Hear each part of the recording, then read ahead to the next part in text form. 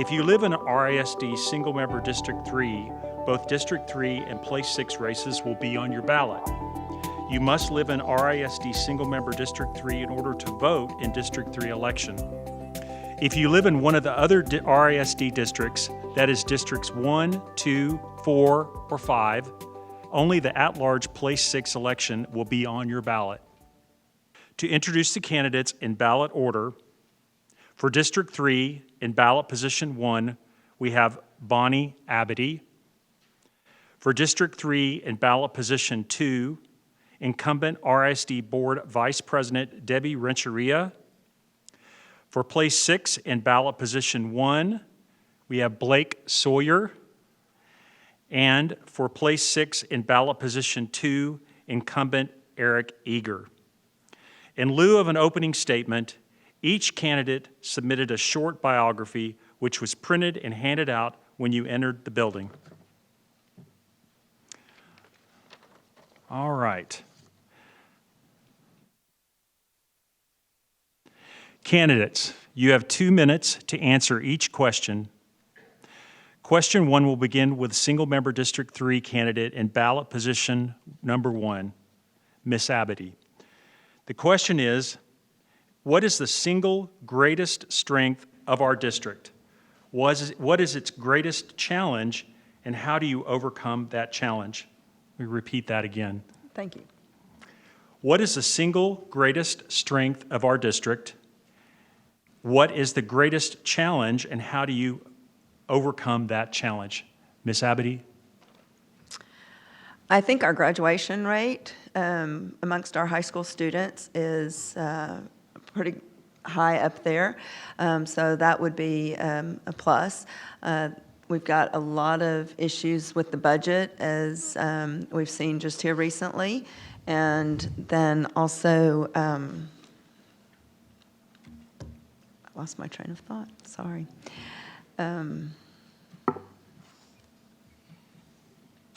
Yeah, the budget, I guess, would be the greatest challenge right now. Okay. All right, thank you, Ms. Abity. Ms. Rencheria. Good evening. I want to first of all just thank you, Mr. Mitchell, and just thank you to the League of Women Voters for having us here this evening. So thank you to everybody also who took time out of their busy schedules to be here. I would say that our greatest strength is our community. I absolutely love our community here in RISD. I think that having a diverse community, having a very involved community is one of the things that is our greatest strength. I think that when we come together as one, we can do so much more. So our strength would definitely be the wonderful community that we have here in Richardson. As far as our challenge, I would think it's funding. I think funding is one of the biggest challenges that we have, not only locally, but I would think also within the state. So I would say that funding is always something that we are fighting for, that we are aiming to always get the most from. So I would think to find different ways for funding and to just constantly be an advocate here locally and in Austin for just better funding of our public schools. Thank you, Ms. Rencheria. Mr. Sawyer. All right. Hey, thank you so much for coming. My name is Blake, and I'm excited to get to talk to you guys tonight. In terms of strengths, I think our people really are what make us who we are. And it's not just our community, but we've got some really great teachers in the district. We have some really great students in the district. Like, everybody coming together to make sure that when we focus and when we can make sure everybody succeeds, like, there's a lot that we can do. I've got 3 kids in the district myself, and we get to see every day how the teachers are pouring into those kids, and I'm really thankful for that. That's fun. In terms of some challenges, a couple of challenges that I can think of. One is our focus, is that we, because of our funding issues, because of our budget issues, we're at a $37 million shortfall right now, which I think is coming down a little bit just through some budget cuts. But that's a huge amount of money to make up. And part of that problem is we've lost about 2,000 students from its peak just a few years ago before the pandemic. And so being able to refocus, to be able to find what's important to those students that left, to those families that have gone to find other ways to educate their kids, so that we can be a district of excellence that will bring students in, that will bring back additional students to our schools. All right, thank you, Mr. Sawyer. And Mr. Eager.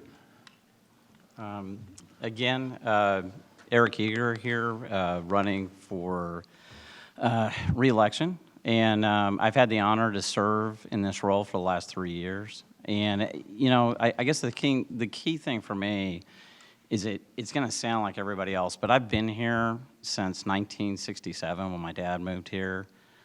He was one of the TI engineers, so some of the old timers in the room. And I've been here so long, and what I've seen is that our sense of community, in that all that time, you know, I can tell you just time after time, when there's problems in our community, when there's challenges, when tornadoes hit our communities, we pull together.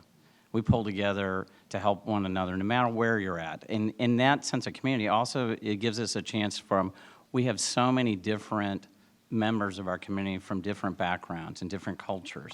And that's a real benefit to us. It's a real benefit to our kids, because one of the aspects of helping our kids is making sure that their life, what I want to call global ready. And so that is a huge advantage for us, because we have an opportunity for our kids to get to know and appreciate multiple people in our district.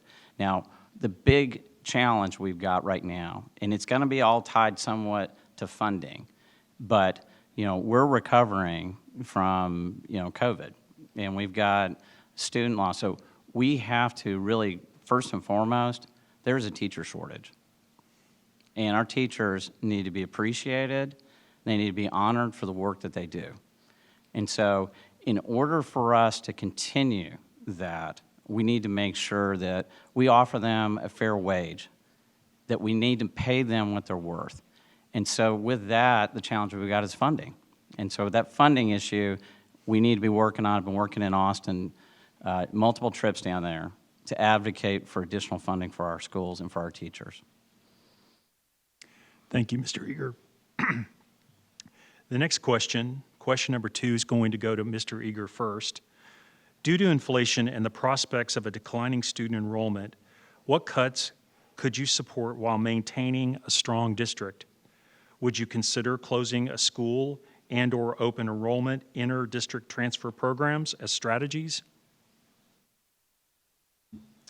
That's a good question, and I can tell you that we've been looking at, for the last, I want to say 3 months, we've been looking at every expense, every way to effectively help get our budget in line with the needs of our students.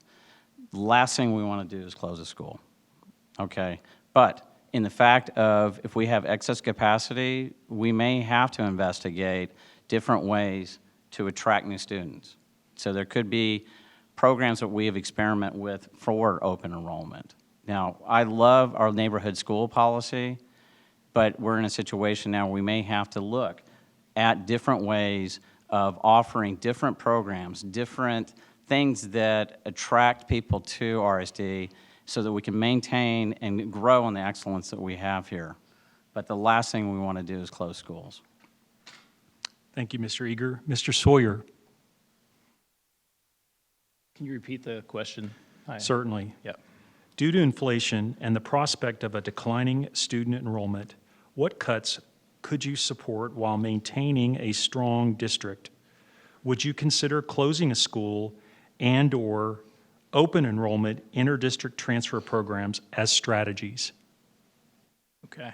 Yeah, that's a big question. Yeah, so there's a lot of things going on inside of there. So the first thing is, when we talk about programs, when we talk about declining enrollment, some of our elementary schools are just bordering on about 50% capacity. So if there's ways that we can bring students in to those, that would be a great idea. I think open enrollment seems like it could have some benefits, but then, like, I don't know much about the students that are coming from other places and why are they coming from other districts. Some of that could be because they really like us, and some of that could be because they really don't like where they're at. So just being able to evaluate those parts would be important to me. In terms of what we could look at in terms of cuts, I don't hold a lot of sacred cows in terms of what I think is important to the district. Education is primarily the reason that we are a service here in the district. If we can't educate our students, then like that is the main purpose of Richardson ISD, to make sure that they succeed academically, to make sure that the focus is on academics excellence, so that they can succeed in the world that's going to be in front of them when they graduate. And so whatever that looks like to make that happen, I know that in the last 5 years, and looking at the budget, we've expanded our, not counting just the building costs, but we've expanded our budget by almost $100 million over the last 5 years. So looking at that and saying, where did that extra $100 million go if we're losing students? And how can we reclaim some of that so that we're not paying $2,500 more a student than we were 5 years ago? Would be an important part. Thank you, Mr. Sawyer. Ms. Renteria. Thank you. I also think that, many times when we talk about the budget, it's, those are those hard conversations that we have to have in the sense of, when we get to the sense of when we have to cut. And I think that I agree with Mr. Eager that one of the things I know that for me would be the last thing that we would want to do is to close schools. I think to have options is to get every single option that we can for what it is that we need to do in order of cuts. I think it's important, like I know that I value Mr. Pate, our CFO, who helps us, to gives us the information. I know that I try to read everything, I try to see everything that we need. But the other important component is to get that from our community, to see what is the input of our community. I know for me it's always important to listen, get feedback, and figure out, okay, this is where we're at, and how do we face this? I think that, I see it as I would like in our own homes, right? When we have a budget that we need to keep, we have inflation, that's like a 13% increase in inflation. We just got out of COVID. And so there are so many different things that we see that have made an impact on that budget. But in making the cuts, I think absolutely for me, it's always wanting to see what's going to be the best thing. But I do agree that one of the last things that I would want to do is to close our schools. Thank you, Ms. Renteria. Ms. Abity. Well, since putting my name in the hat or tossing it in the ring, I've been doing some research and have been looking to some of my trusted friends who have been very involved in the past 10 years since I ran in 2013 and 2014. During Dr. Stone's tenure, all the way up through Tabitha's first year in position as superintendent, we have added around 900 employees. 900 employees. Enrollment is down. That just doesn't make sense. I'm a small business owner, and I'm here to tell you, if I ran my business the way this school district is run, I would have been out of business a long time ago. That's just flat out. We spend. We spend on our wants before our needs, and I think we really need to take care of our needs first. A lot of our schools are very old. Our infrastructure, we've got to take care of that. We've got to maintain it before it falls apart. I also think that in order to do that, we need to attract the students back. Why have they left? Why are our teachers leaving? We need to find that information out before they leave, and then we need to try and attract them back. Thank you, Ms. Abity. Question 3 is, how have you demonstrated a commitment to equity, diversity, inclusion, or EDI, in your community and in your life? I'll read that again. How have you demonstrated commitment to equity, diversity, and inclusion, or EDI, in your community and in your life? Ms. Abity. Should have left it on. So we own a martial arts school, and one of the things that my husband says is that, we're here to work out. You leave your phones, you leave the social media behind.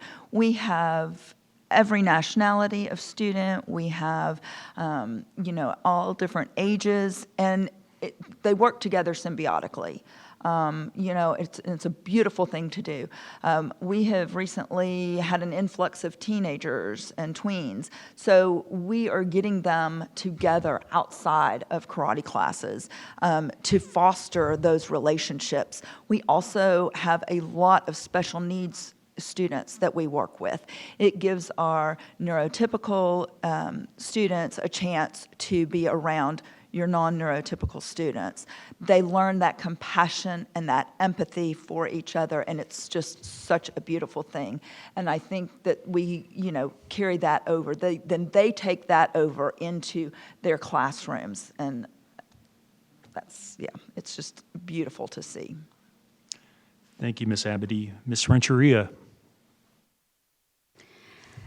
Thank you for that question. I came on the board when I first decided to run for the board in 2020. It was because, for me, representation really matters.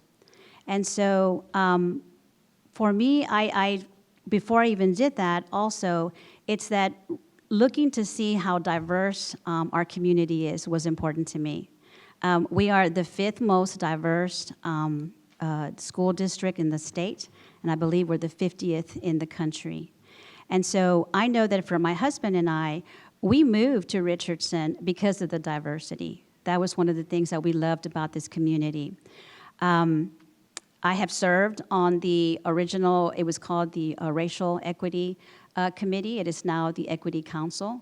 So that to me has been an important part, where it was not only myself, but my husband and my son when he was attending school. So being on a committee like this, where we're able to see and able to work together in unison within the community to see how do we meet the needs of every single student that we serve, every single family that lives within our community. So that's important. One of the things that I also saw that I did, because I saw a need, was that I'm the co-founder of Padres Unidos, which is a parent group that we established to help non-English speaking parents navigate the high school experience. So for me, it's important that we reach out to every community, that we reach out to everyone that makes a difference and has a voice in this district. Thank you. Thank you, Ms. Renteria. Mr. Sawyer. Great. So the question was, how have I represented equity, diversity, and inclusion in my everyday life? And there's a couple of ways that stand out to me at that. So the first one is we felt really strongly that there were kids in our city and in our community that needed loving and caring homes whenever they were in places that weren't safe for the time. They needed a place to stay. And so we opened our home and we fostered 8 different children from all nationalities to come through our home to say welcome and you're cared for and you're loved. And during that time, we learned so much about their communities as well as like just compassion in general. So my 2 kids that grew up during that time, they go out of their way to make a friend whenever they're in school. My son's junior high principal told me he's always looking for a way to make others feel included whenever they're at lunch. That there's always, if there's a person sitting by themselves, he's the first person to go over to sit with them. And that really speaks to just the values that we share, that every person matters, that every body has value. And part of that is our faith. Part of that says that because we're all created equal, we all have equal value. And so that we need to demonstrate that. Just in terms of equity, just because each kid is different. In our family, every kid that came through our home was different. They all have different needs. I don't need to treat them all exactly the same. That based on their needs and based on where they are. Like, they matter. How can I help them achieve their best outcome?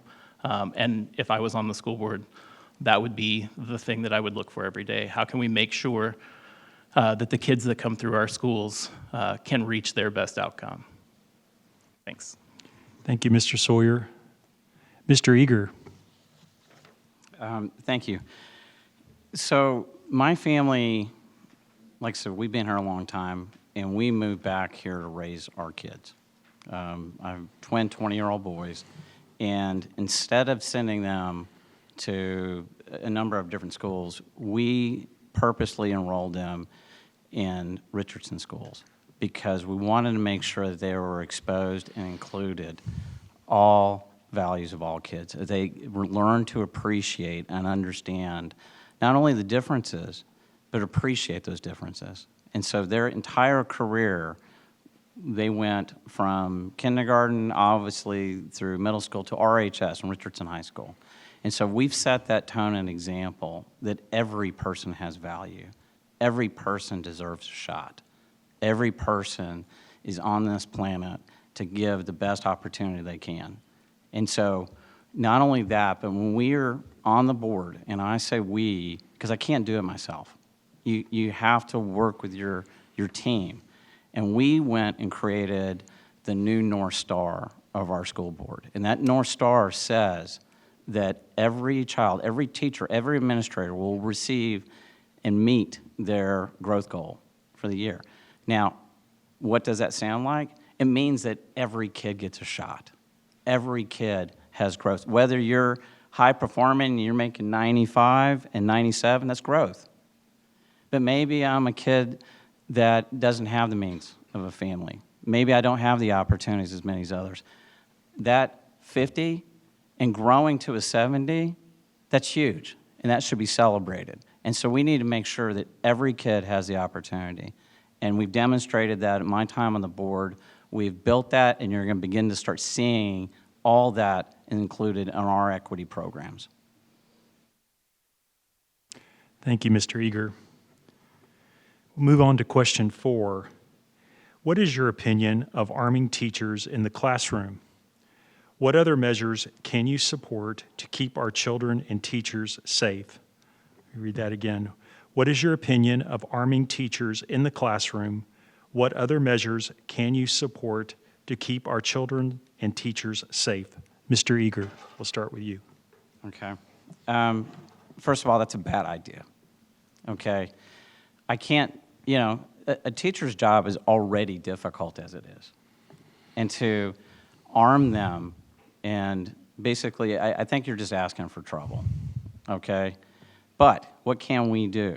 Okay, we can continue. We have intrusion alerts. So we have, the school is tested periodically, unannounced intrusion. Okay, second thing we can do is that we can expand our SROs.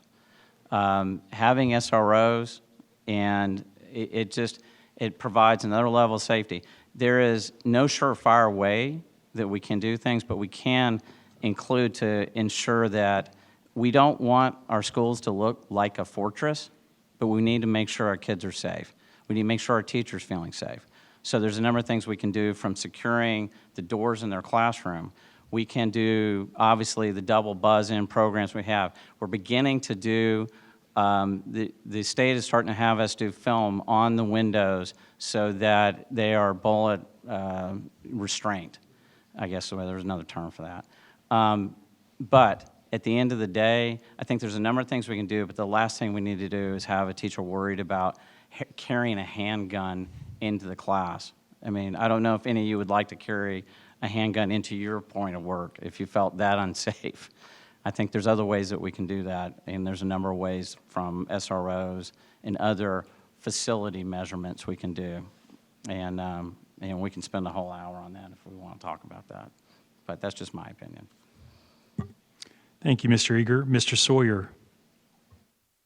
Thank you. So, it's funny he mentioned going to work with a handgun every day. So I worked in law enforcement. I used to work at the Plano Police Department, and every day there are a number of people that come to work every day wearing a firearm. Those people are here to protect us. I worked in our crime scene unit, so I would go out and collect evidence, and I did not carry a firearm. Even in an active scene, I did not carry a firearm. And the reason for that is because my focus in that time is how can I collect the evidence? How can I help solve this crime? If my job is also securing the scene, like that is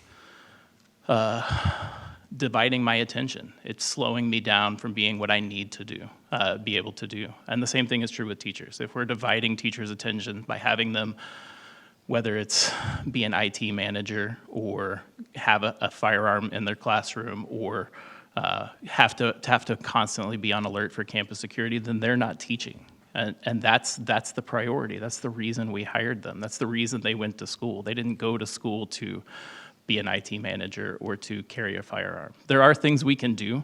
I think the idea of putting some plastic on top of the glass so that when it breaks, it doesn't break the entire window like we saw in Tennessee is a great thing. It's probably not enough. The buzzer systems are helpful. There's lots of things we can do. But the most important thing that we can do is make our children feel safe whenever they're there and do what we can to make them safe while they're there. I grew up, I guess I'm the youngest one on the boards, or on the panel, so I grew up, and while I was in high school is when Columbine happened. When I was in high school is when Wedgwood happened. And so we grew up in that era where school shootings started to become more normal. And whatever we can do to bring that normalcy back, I think is important. Thank you, Mr. Sawyer. Ms. Renteria. Thank you. I definitely do not support arming our teachers. I think that the number one priority should always be our students, the safety of our students. And I know that while we have been on the board, that has always been our focus, is the safety of all of our students. Definitely, it is a time that I know this has made, especially with everything that happened in Uvalde, I think that it has made many parents, many families feel uncertain. I know that hit me really hard, and that was something that definitely hit me to the core. And as we see more and more, I think that definitely the priority of safety it just never wavers, it never changes. But I think that exactly, again, with the measures that we use, I know that our district is definitely on top of making sure that the security systems that we work with, the security companies that we work with, that we get a regular check all the time. What is going on, what is happening, what schools have done what. As Mr. Eager mentioned, when they do the unannounced visits, they give us a full report. And so that is something I definitely appreciate. Definitely expanding our SROs, supporting our SROs. And I think also, again, with the community. I think, for me, getting the community involved and letting them know, I think it's important that we are transparent about what it is that we're doing, what are the measures that we're doing, that our students understand what it is, and that our families feel comfortable with everything that we are doing to protect our students. Thank you, Ms. Renteria. Ms. Abity. So I thought you said Army teachers, and I'm like, yeah, let's get some Army teachers in there. Drop and give me 50. So that was brought up 10 years ago when I ran, and I'm not a gun person. I've never even shot a gun outside of a Nerf gun. Stepped on lots of Nerf bullets, of my kids. But I think that, like the others have said, looking at more SROs. When we were here the other night at the board meeting, they did the presentation on those surprise visits, and every school but one passed. So it's things like that I think are great that we're doing in order to make sure that our students stay safe.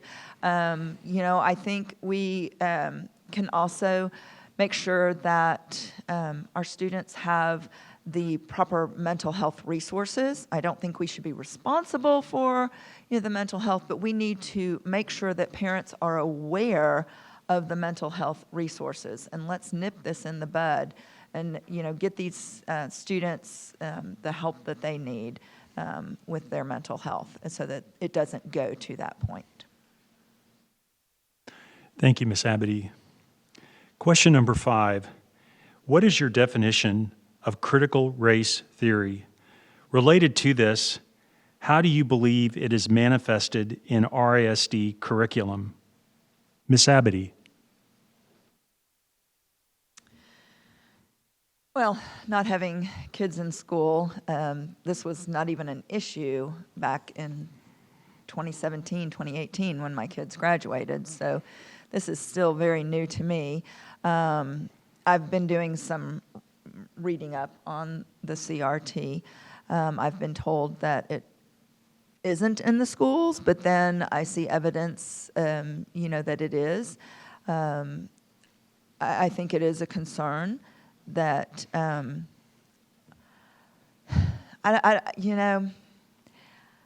we just need to love each other, It's like in Miss Congeniality when she says, and I really do want world peace, I think that that's just important that we teach history, but we teach it historically, right?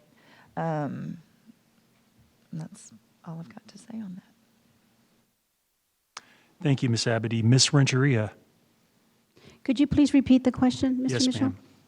What is your definition of critical race theory? Related to this, how do you believe it is manifested in RISD curriculum? Thank you for that. So to me, critical race theory is a graduate level law theory class. And I know that we do not teach that in the K through 12 curriculum here in RISD. So I think many times when this has come up, it is something that has really come into the community to be more divisive, in my opinion. But I do know that definitely what it is, and then I also know that it is not in our curriculum. It is not something that we are teaching. It is not embedded in the curriculum in any way, in any form. And so I know that for anybody who thinks that, that just does not exist. I think if anybody had a question about that, one of the things that I know that I'm very proud of is that with our superintendent, Ms. Branham, if anybody had a question about any part of the curriculum that they thought fell under CRT, they could definitely bring that forth. We have the professionals to show you exactly the curriculum. We have everything that you would need to figure out what it is that someone would think that that's what it is. But yes, we do not have that. We do not teach that in RISD, and it never will be. Thank you, Ms. Renteria. Mr. Sawyer. Hey, this is a fun one. All right, so critical theory is the belief that there are inequities caused by systems or structures within our society that create inequities for different groups of people. Critical race theory specifically says that those inequities are caused by the color of a person's skin. That has no place in our schools. In terms of is it taught in our schools, I can tell you this year we had during Black History Month, we had a conversation with our assistant principal about a video where the purpose of the video was to talk about how Black history is American history, and I totally agree with that. Where we divided was during this video, the person said, I was never able to learn because all of my instructors were white, and I had never, until I went to college and learned from a Black professor, I never knew what history was, and that broke my heart. That we're teaching that to junior high students. I don't think that has a place in our schools. The hardest thing in that conversation was after we left that conversation and we're waiting to talk to the counselor just about STAR test, whatever the things that happen with STAR test. We're sitting there and there are a group of students from one ethnicity that are talking to another student who is Black, and they say, you better stop complaining now because your month is almost up. And that has no place in our schools and in our district. And whatever we can do to prevent that from a policy level, I think that we should do. And I think that that is achievable. I think that we can promote that all students are created equal and that everybody matters, regardless of the color of your skin. Thank you, Mr. Sawyer. Mr. Eager. Again, not to just rehash this, but it is a graduate level theory, okay? And I'm just, our colleagues here on this table have already defined that. I can say this, though, it is not taught in our ISD. We teach the TEKS. The TEKS are handed down, they are given to us from the state. And for not to throw acronyms, because the first time when I was on the board, there's about 100 education acronyms. So it took me a little while to figure all these things out. It stands, for Texas Essential Knowledge Skills. And so basically, these are the skills that our kids are taught. It is not CRT. And as my colleague, Ms. Renteria stated, that our superintendent has stated that if there's any situation where there's a feeling that there might be that in our schools, bring it to our attention and we'll get it investigated immediately. But we do not teach CRT in our schools. And to that point, it is still that every child, every kid has value, and that we continue to reinforce that, because our job is to bring our kids in, love on them, educate them, make them feel safe, and get them ready for the real world. Get them for academic achievement, which is why we're here, is to make sure every child is what I want to say, life ready. And in that, there's no place for that particular frame of thought in our school district. Thank you, Mr. Eager. Question number 6. What is your opinion of student cell phone usage in the classrooms? Mr. Eager. Well, since I was one of the board members that supported our cell phone policy, I think it is a major distraction for our teachers. Our teachers heard and we listened to the fact that they were losing instructional time because they were policing the use of cell phones in their classroom, then it was taking the time from instructional time.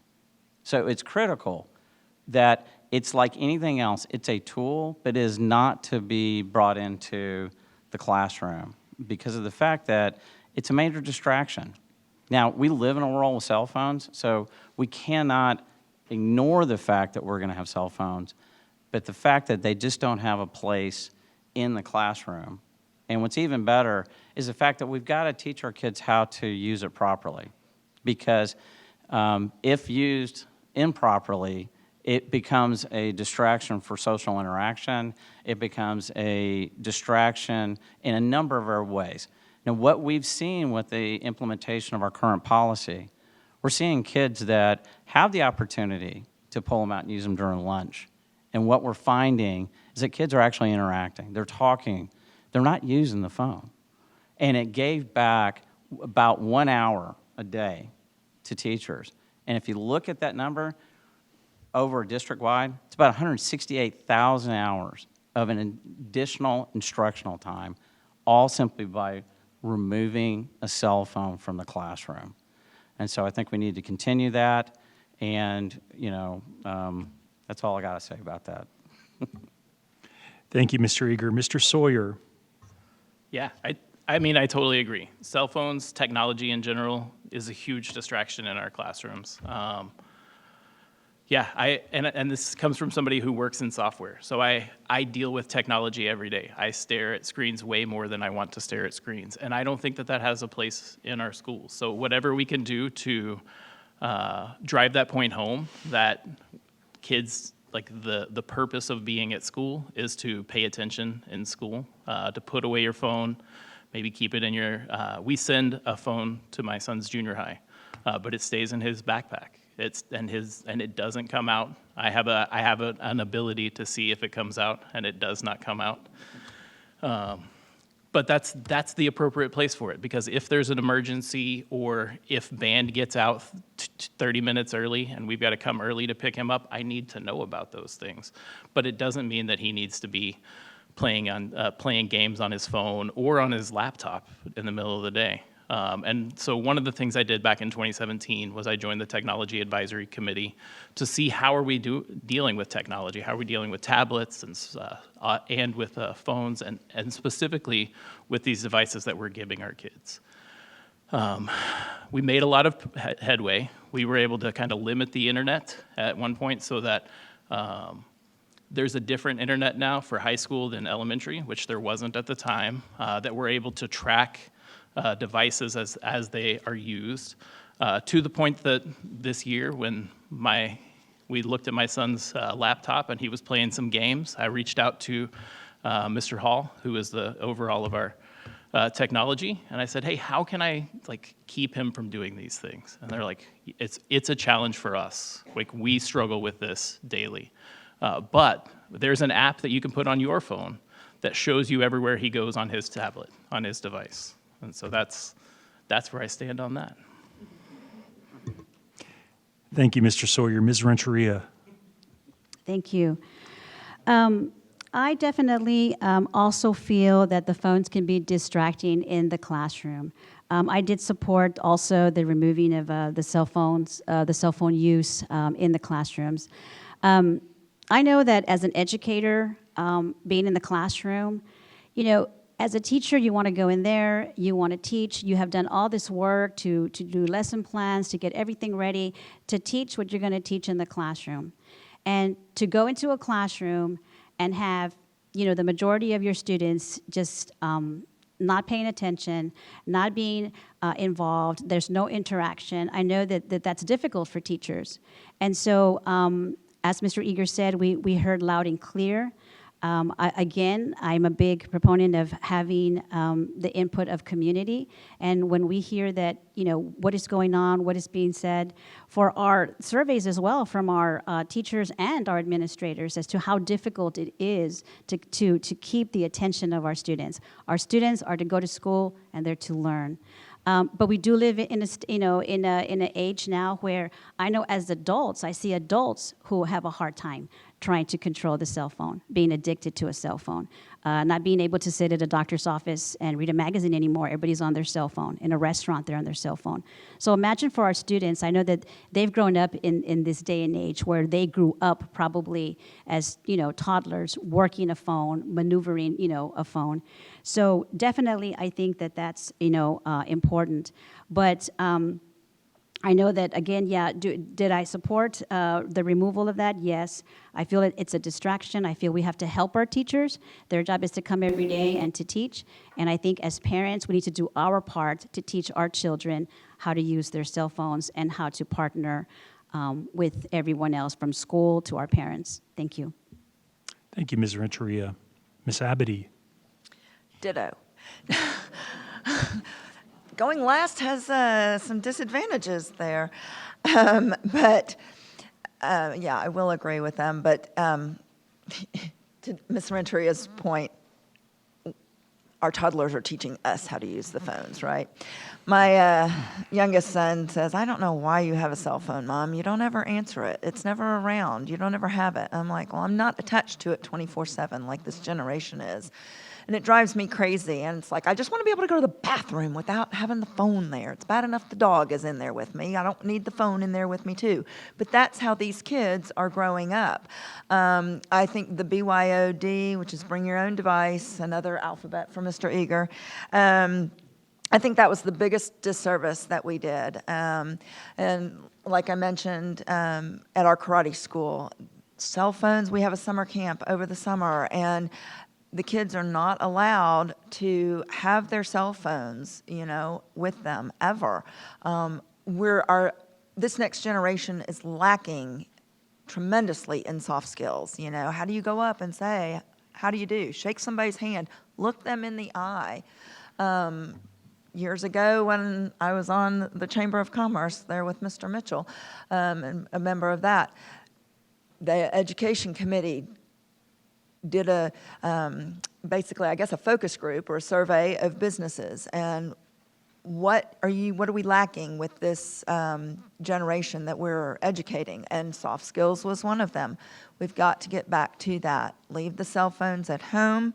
And parents need to realize they just don't need to get in touch with their kids 24/7. I didn't have access to a cell phone when I was in school. I think it turned out okay.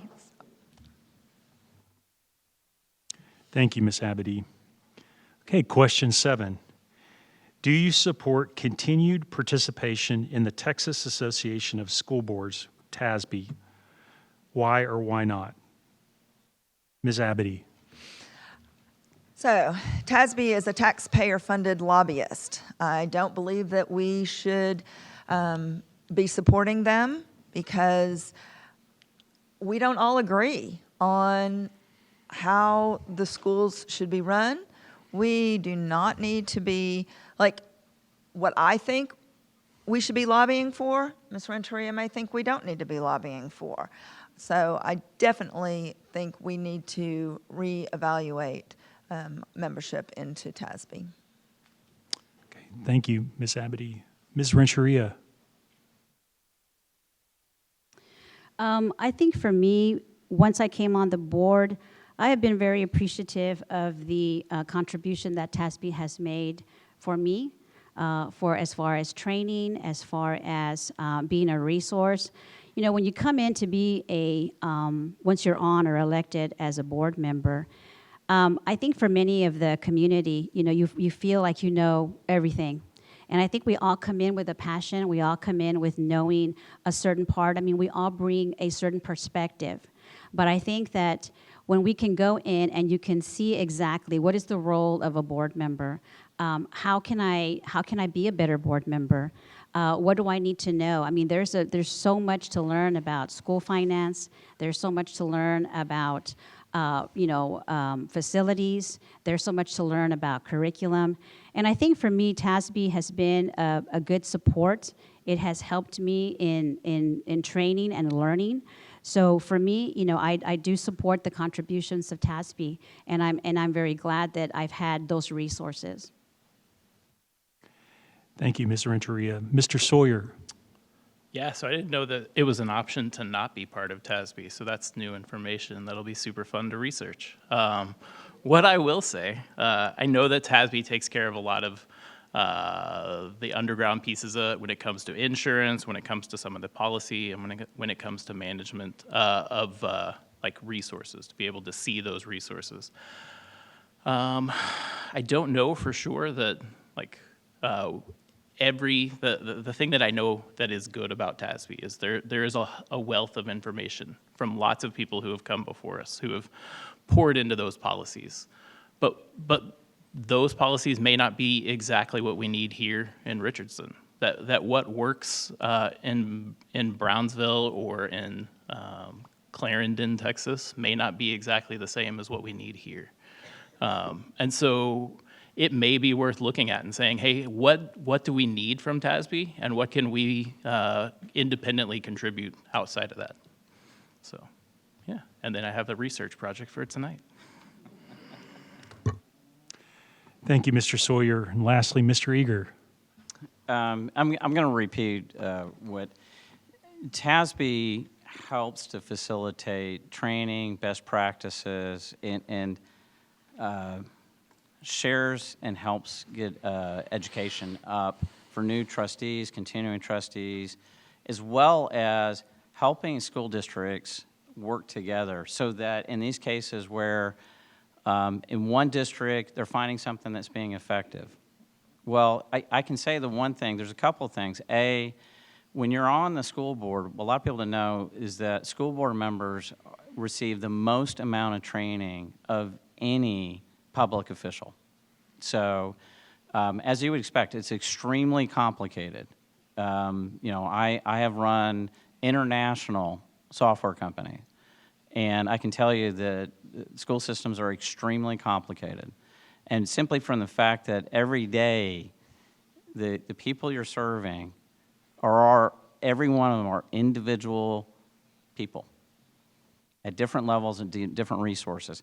And TASB allows us to help get us up to speed because it's such an important job being on school board that is critical because we're making big decisions.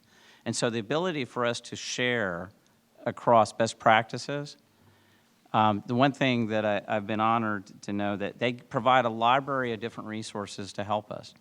Because now when there's something that's going on that's going very well in one district that we think that would help apply to us locally, they're open arms. They're willing to help. They're willing to share those best practices. And they're also advocates for education. And I don't think that's a bad thing. I've been down in Austin listening to members from 80 other districts and other regions that represented thousands of school districts, and all with the heart of trying to help our kids. And that's a good thing. Thank you, Mr. Eager. We'll go to question number 8. What is the most important initiative you want to pursue if you are elected to the board to help support the education of our kids? Let me repeat that. What is the most important initiative you want to pursue if you are elected to the board to help support the education of our kids? Mr. Eager. For me, it is implementing our graduate profile. What we did while I was on the board with my colleagues, we had the opportunity to listen to our community and say, what do we want for our kids? What is a definition of job well done? And helping our kids. And so we enlisted thousands of members of the community. We had, feedback from students. And it was things to help them get prepared for life after graduation. And so there were skills like financial literacy, never brought up before, critically important for life after. Critical thinking. There's a number of things that are in that, and we just got it. We've listened to the feedback from the community, and this is what the community said. As a whole, this is what we want for our kids to be successful after, to be successful in life. And so begin to continue to implement that and continue to definition of success to make sure that we have that implemented so that all our kids are what I want to call life ready after. Because the last thing we want to do is to just say, hey, good luck to you. We got you graduated, but we didn't get you equipped. And that's what the people in our community tasked us to do. And I would like to continue to serve and make sure that happens for all our kids. Thank you, Mr. Eager. Mr. Sawyer. Yeah, so I have been really encouraged by my time that I've spent with the CTE group of people, the College and Technology Readiness Group. I think that they're doing a lot of great things, and in terms of kind of preparing our kids for the future. One of the things I've been able to do is speak the last couple of times just about what it is that I do and how, whether it be law enforcement or software, how that fits into the scope of math and science to hopefully encourage our students to be avid learners. I think that focusing our efforts on the academic essentials so that more than 50% of our third graders can read on level, I think that's a huge priority for us. I think that making sure that when it comes to algebra readiness, that more than, is it 62-ish%? I don't know. I don't have the numbers in front of me, but somewhere around there, are able to do math on an 8th grade level. Because if you can't do 8th grade math, like when in high school, I worked at McDonald's, I had to do 8th grade math to make the change at McDonald's, right? So not anymore. Now it just tells you the number, or you do the little thing and like it works. But being able to math well and read well and write well, those are important life skills. And I've been fortunate over the last year-ish to be on the district planning committee, where we see the strategic plan and we see where it's going, and we say how is what we're doing now help us get there towards that strategic plan. And I was able to provide feedback in the strategic plan for the next 5 years. And so I'm excited to see where that's going to be when my daughter is in 10th grade, which will be 5 years from now. Thank you, Mr. Sawyer. Ms. Renteria. Thank you. I think I have to, on this one, also agree with Mr. Eager. I think it was important for us okay, so for the question was, what is the most important initiative, right, that we support in the education of our students? I think overall, I agree with Mr. Eager because of the fact that, again, we're educating our students, and at the end of the day, what is it that we want most for our kids? What is it that we want them to leave our campuses and go out, and how will we see how they've been successful? How will we measure, right, how they've been successful? And I think with the graduate profile, that was one thing that was definitely really important for us. Because as Mr. Eager said, I think he mentioned a few of them, but I think overall too, for having our students to graduate from our campuses and that they can be global learners, global leaders, I think in preparing them for everything that they need, whether they go into a trade, whether they go into a community college first, or they go to a 4-year university. So I think that in being able to support that initiative was one thing that's really important for me, because that's what it is. I think for me, I looked at it as kind of going backwards. It's like, this is what we want. So this is where we are. And where do we need to be? What do we need to do to get our students to all be at this level, to all be successful? Thank you, Ms. Renteria. We'll go to Ms. Abity. Can you clarify, is it the most important initiative that we would want to bring to the board in the future, or the most important initiative that the school district is doing currently? I will read the question Thank you. again. What is the most important initiative you want to pursue if you are elected to the board to help support the education of our kids? Okay, so pursue. So that means something that I would like to see happen. 10 years ago, when I first ran in 2013 for the school board, I ran on the platform that RISD was a great district if you were in the middle of the bell curve, but if you happen to be on either end of the bell curve, not so great. Because of that, we had GT focus groups that were formed and special ed focus groups that were formed because they did an audit of both of those departments. Some of the stuff that I advocated for 10 years ago is just now coming to fruition. We've now got GT services in our secondary schools, which we never had before. One of the things that I would like to pursue, and Monica Simons is a wonderful advanced academics educator. Other districts go to her for training. I would think that we are still leaving our best and brightest behind. They need compacted curriculum, which means that we've got, the TEKS may go on for 5 days, teaching you 5 different ways to learn algebra. That gifted child got it on the first day. They need that compacted curriculum, which means they need to be able to move on. So I think that an initiative that I would like to see still, one of the things that I advocated for 10 years ago, is a gifted magnet. I think things like that would help bring that population back to our district. Thank you, Ms. Abity. Before we go to question number 9, I will just state that this is the last question before our closing statements. So question number 9 is, what is your view of school choice?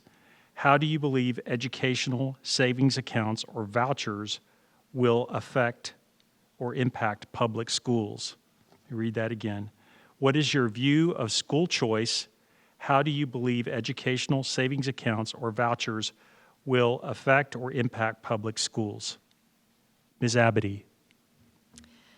Well, this is a very hot topic right now. In fact, it was going on in the legislature and it didn't pass. I can't remember, House or the Senate, whichever one. And I was like, yay, and my husband was like, no, that's bad. And I'm like, no, this is good. We do not need vouchers. He's like, yes, no, we need to be able to, the money needs to follow the kid. And I'm like, honey, I do not trust the government, as far as I can throw them, to not require those private schools to have state mandated requirements if they're accepting state funds. B, just because we're sending $8,000 to a private school for a kid, the kids that could really benefit, they can't afford the extra $8,000 that it's going to cost to send them to private school. C, we still have to fund the public schools. So where are they going to get that money from? They're going to raise our taxes. So I am adamantly against the vouchers. Thank you, Ms. Abedy. And I changed his mind. Oh. Thank you. Ms. Renteria. Thank you. I too do not support the vouchers. I feel that the vouchers will definitely hurt. I do feel that our vouchers will definitely hurt our public schools. Taking money away from our public schools is something that I just strongly feel against. I know that this has happened in the legislature before, and I know that it seems to keep coming back over and over. I think it's important that we fund our public schools that we have now. It's important that our tax dollars stay here, that we're able to, educate the populace of our community here.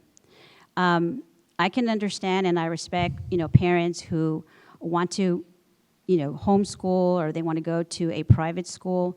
But I think as a taxpayer, being in the community that we live, it's our responsibility to, again, educate the populace of this community.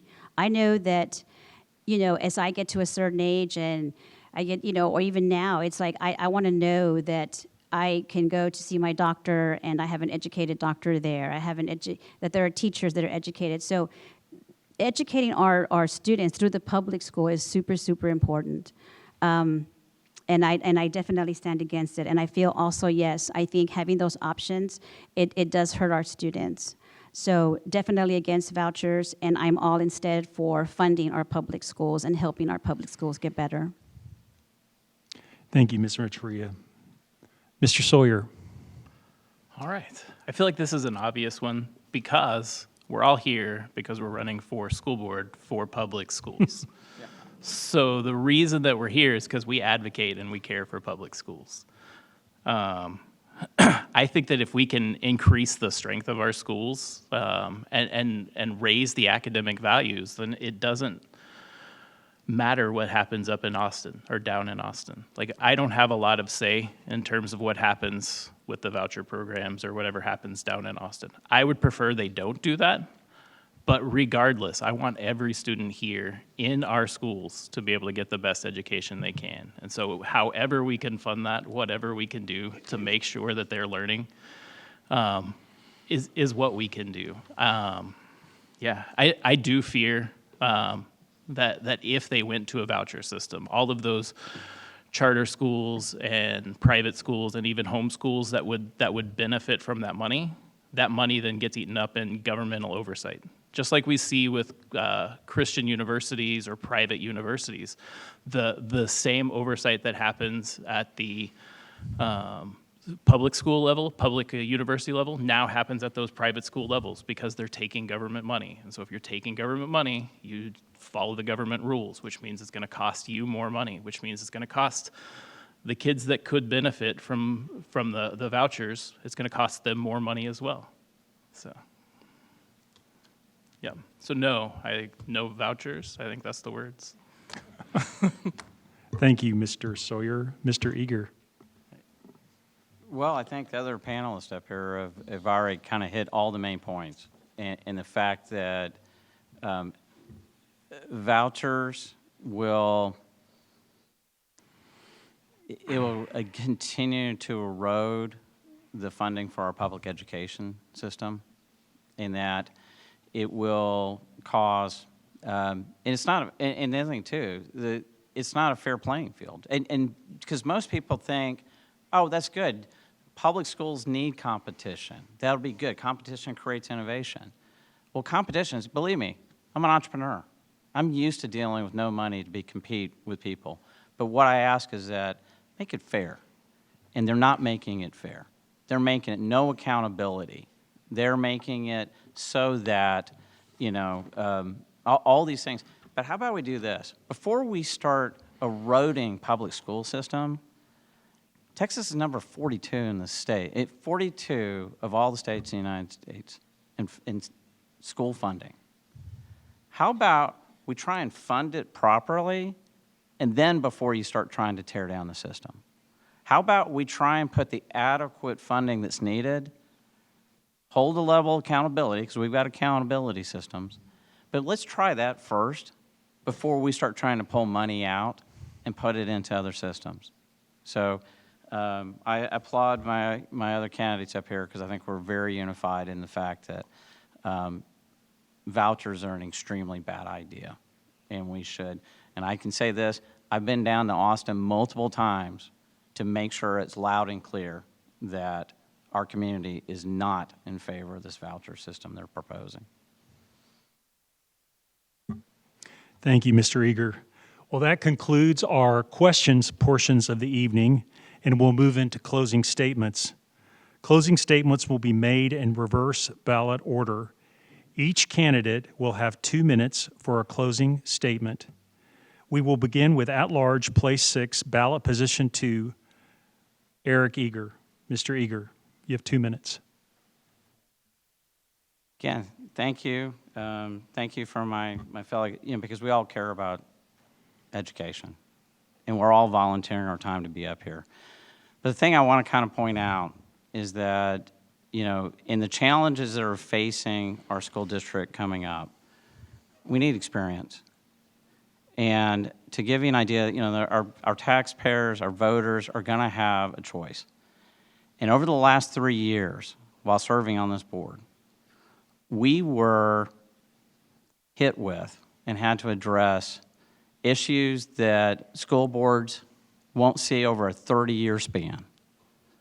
We had to handle a 100-year pandemic, 100-year. We had massive COVID learning loss. We had to conduct a superintendent search.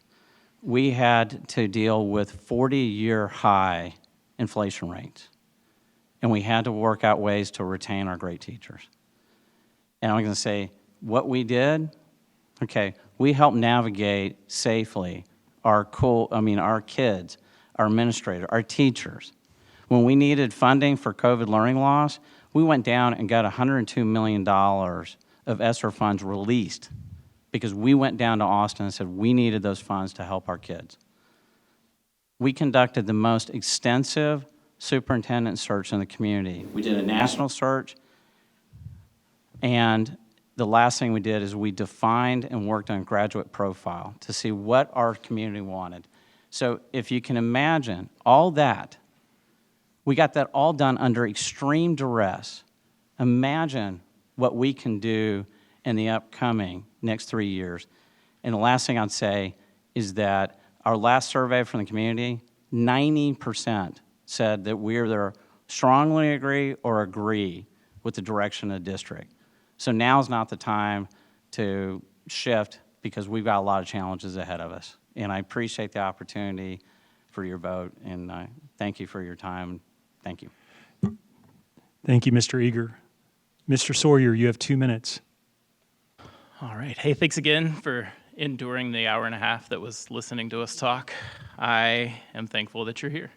So a couple of things that I just want to touch base on as to why I'm running and why I think it's important that we have good leadership on the school board is because over the last 3 years, we've seen that learning loss that we've talked about. But unlike other districts, we haven't rebounded as quickly as the others. If you look at the Community Impact magazine that went out just recently, the percentage of other districts and how their learning losses recovered was lower than how ours recovered. So whatever we can do to accelerate that so that we can make sure that every child has their best shot whenever they leave these schools. We only get one chance. We don't have a lot of time to try new things. to look at the next new thing and see if that's going to work to help fix our students. Because my daughter's only in fifth grade once. My son's only a freshman once. So what happens during those years matter. I want to make sure that every student gets their best shot, whether they are in the special education program, like our youngest right now, who it was so great, if you listen to the school board meeting just this last time, to hear Mr. Poteet talk about my son's teacher and the way that she cares to make sure that he hits his learning goals. And his learning goals are much different than trying to go from a 50% to a 70% in terms of grading. The other thing I want to make sure is that we use our money responsibly.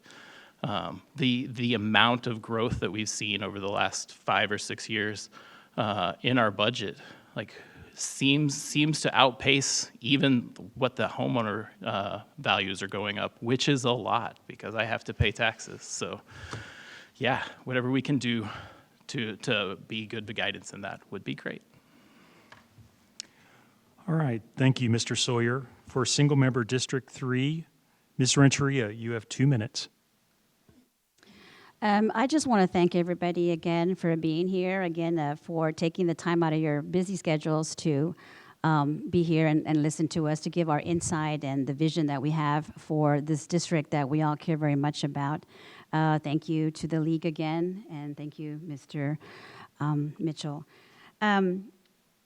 I agree with Mr. Eager that these last couple of years have been super, super difficult, and I think every one of us will have a story of just how difficult it's been.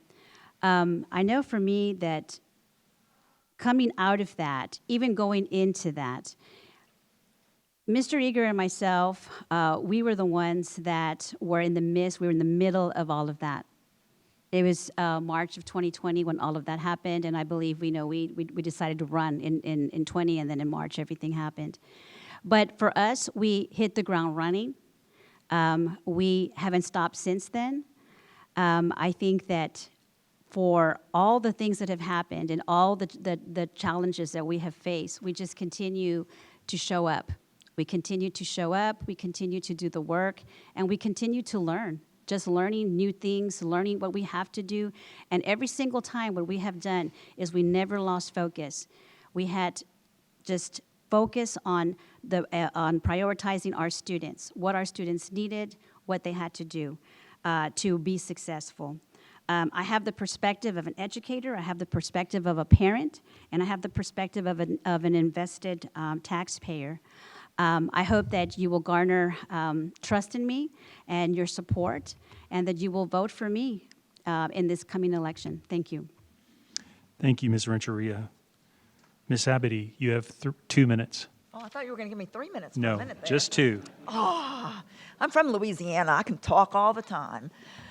So anyway, yes, again, thank you for coming. One of the reasons I think that I would be a good candidate or a good trustee is that I bring an out-of-the-box thinking to running the board. As a business owner, we don't do traditional marketing. I have a degree in marketing. You know, it's all about out-of-the-box thinking and finding new ways to attract new students. I could use that for attracting new students into the school district. I think that our teachers are leaving the profession entirely because they're being micromanaged. I don't think it's because of pay. I think we need to let our teachers teach. It's time to get back to the basics. They went to school for 4 years, some of them longer if they've got a master's or a PhD. We need to let them teach. That's bottom line.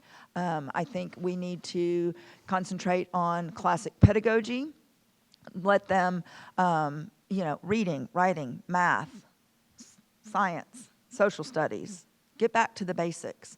Stop buying new curriculums every 2 or 3 years so that they have to rewrite lesson plans. They need to stop spending their planning periods in meetings. We need the administrators need to stop being in meetings so that they can be on the campus to deal with discipline problems. I was a substitute teacher in the district. I know both sides. I know the teacher side, and I know the business side. So I hope that you will consider voting for me. Thank you. Thank you, Ms. Abity. Well, I want to say I give these folks a big round of applause. And I want to thank you for your commitment to RISD and your commitment to public service. Ellen? And let's give a big round of applause to Steve. I think he did an excellent job.